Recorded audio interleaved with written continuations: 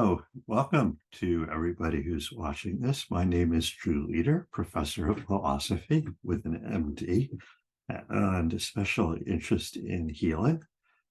This is the topic of my new book, The Healing Body, Creative Responses to Illness, Aging, and Affliction.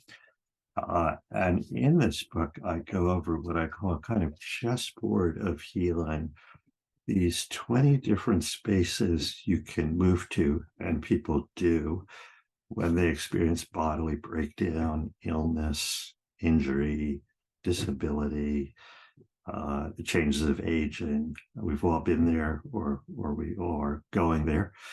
It's a universal human problem. And how do people respond in ways that take the parts of their life that have been disrupted, their relationship with their body, with other people, their ability to move through the world, their sense of meaning. So healing is about making ourselves whole again. It also has the same etymology as the word holy. There can be something sacred or spiritual about the way in which we respond to bodily challenges. And in each of these videos, I'll talk about one of these strategies that people use. Today is simply refusing. And what I mean by that is we refuse to be limited or derailed by whatever is happening in our body. We may have a cold, but we're excited about going on a trip and we decide to go anyway.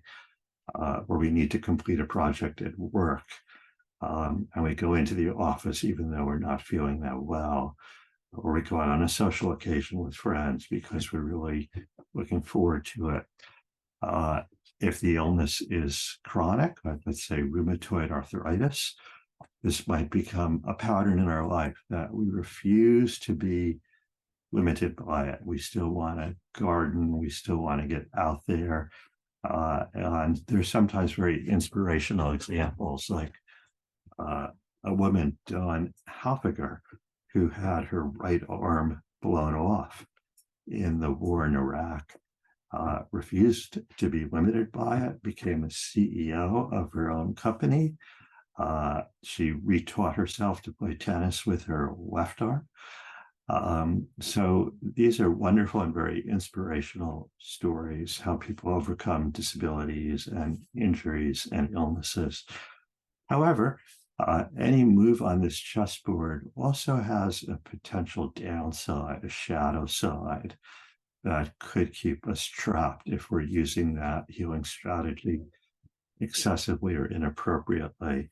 And obviously, there are times when refusing to listen to our body is not the best strategy. We may aggravate an illness or injury. We may end up exhausted. I'll give a personal example where I had COVID, like so many of us. And the one lingering effect for me was post-COVID fatigue. And I'm a big walker, I'm a big exerciser. And I thought, I'm just going to refuse to be limited by this. I'm going to try to get my step count up. I'm going to try to take my dog on long walks. And I think it only set me back. I actually had a so-called rebound where I went from testing negative back to testing positive, and my fatigue grew worse rather than better. And in retrospect, I think it would have been more successful for me to listen to my body and in some ways obey the limitations that it was placing on me so it could heal more fully. Finally and happily, I did overcome that fatigue. I'm back to walking many, many miles a day. But I think I might have prolonged my illness by fighting against it.